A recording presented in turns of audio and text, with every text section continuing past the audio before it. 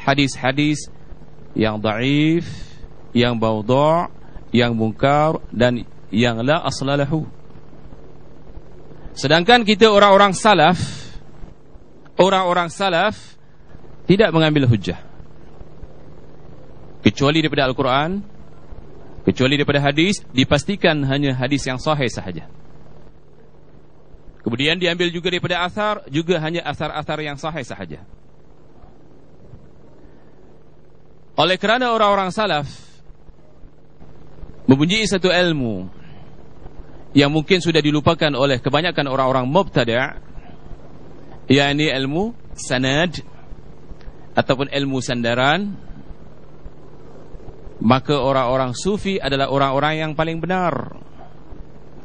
Kerana orang sufi tidak akan memperkata tentang agama kecuali hujahnya benar. Bagaimana menentukan hujah itu benar? Tentulah melalui ilmu sanad ataupun ilmu sandaran. Bila dikatakan qala Rasulullah sallallahu alaihi wasallam, dipastikan bahawa hadis ini sahih. Dijelaskan perawinya. Kalau ada sekian banyak perawi, seorang-seorang dikaji melalui ilmu jarh wa ta'dil. Kalau salah seorang pada perawinya tidak siqah, maka hadis ini ditolak, walaupun satu bakul tetap ditolak. Jadi kehebatan orang-orang salaf kerana berpegang kepada ilmu sanad ini. Kalau orang salaf datang ke satu kampung, kalau di situ dipenuhi oleh orang bid'ah, orang-orang bid'ah itu gigil, takut dia. Kenapa digigil? Kenapa dia takut? Kerana apa yang dikatakan oleh orang-orang salaf, apa yang dibincangkan oleh orang salaf sentiasa berpegang pada prinsip amal ma'ruf nahil munkar. Di antara kemungkaran yang paling mungkar yang berleluasa di dunia sekarang, apa yang disebut sebagai bid'ah? Apa yang disebut sebagai bid'ah? Tuan-tuan, puan-puan, jamaah yang dirahmati Allah Subhanahu wa taala, bid'ah ini kegemaran iblis. Bid'ah ini kegemaran iblis. Sebagaimana Rasulullah SAW bersabda, al-bid'atu ahabba ila iblis minal ma'asiyah. Al-ma'asiyatu yutabu minha wal bid'atu la yutabu minha. Cuba lihat, bid'ah itu sangat digemari oleh iblis. Jadi hobinya iblis itu bid'ah. Jadi orang-orang yang hobinya bid'ah itu, antum boleh beli gelaran. Bid'ah itu lebih digemari oleh iblis daripada maksiat. Kerana maksiat itu pembuatnya sentiasa ingin tobat, tetapi bid'ah itu pembuatnya tidak akan tobat kerana mereka tidak tahu bahawa itu bid'ah. Jadi orang salaf bila masuk satu kampung, di antaranya tegur perkara-perkara seperti ini.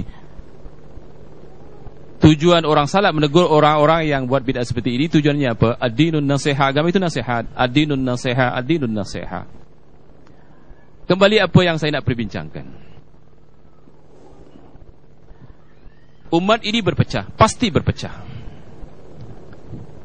Untuk kembali, supaya berpecah, kembali kepada manhaj. Tadi ustaz kita mengatakan kemarin sudah dibincang apa itu manhaj, ya Ustaz? Iya, mungkin saya tidak ulang.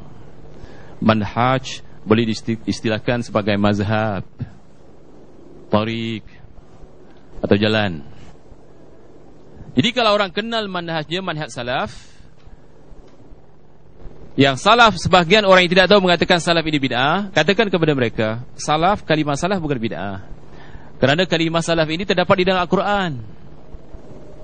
Di dalam Al-Quran disebut faja'alnahum salafan wa mathalan lil akhirin. Dijadikan mereka itu, maka kami jadikan mereka itu sebagai salaf, contoh dan ikutan bagi orang yang kemudian. Jadi kalimah salaf ini bukan bid'ah.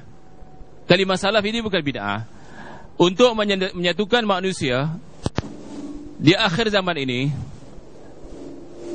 kalau tidak dikembalikan kepada satu manhaj, yakni manhajus salaf, sampai hari kiamat mereka tidak akan bersatu.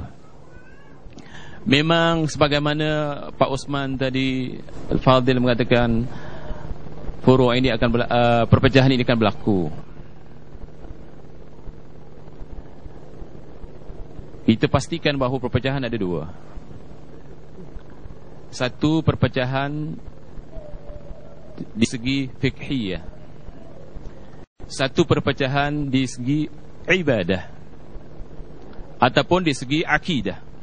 Satu, perpecahan di masalah di segi fiqhiyah, dan satu lagi di segi akidah.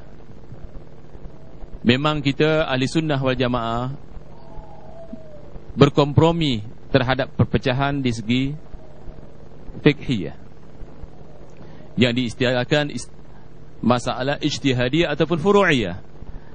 Tetapi kami tidak pernah berkompromi kalau perpecahan dalam segi akidah. Kerana masalah akidah adalah masalah tauhid. Masalah tauhid adalah mengisahkan Allah Subhanahu wa taala. Kalau khilaf masalah akidah, bermakna satu melakukan kesyirikan dan satu adalah orang yang bertauhid kepada Allah Subhanahu wa taala. Tuan-tuan, puan-puan, kenapa kita mesti kembali kepada manhaj salaf ataupun kepada salaf? Siapa salaf? Siapa salaf kita? Salaf di segi bahasa lughawi ataupun lughatan, orang yang mula-mula dan awal-awal. Orang yang mula-mula dan awal-awal. Jadi orang yang mula-mula dan awal-awal, kalau dikaitkan dengan Islam, itu itulah orang yang mula-mula dan awal-awal yang masuk Islam.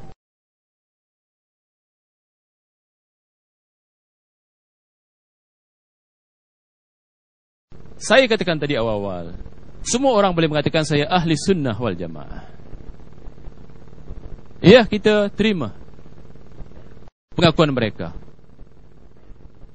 Tetapi kalau kita lihat mereka yang keluar daripada manhaj yang digaris oleh Rasulullah SAW, yang menyeleweng ke kanan yang begitu ramai, yang menyeleweng ke kiri yang begitu ramai, yang menyeleweng ini, kalau kita tanya, antum ini yang banyak-banyak ini Mu'tazilah, Qadariyah, Jahamiyah, Rafidah, Asy'ariyah, yang macam-macam di dalamnya, Sufiyah, Tablighiyah, Ikhwaniyah, Sururiyah.